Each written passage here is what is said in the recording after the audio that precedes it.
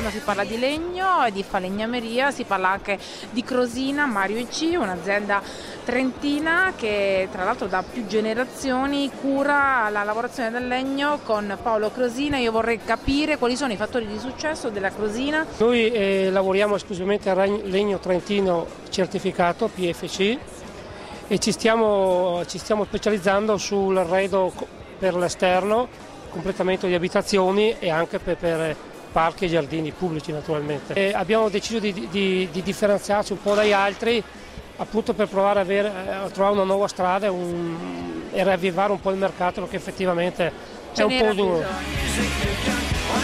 Crosina Mario EC è la novità.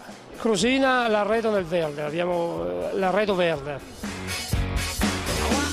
www.crosina.it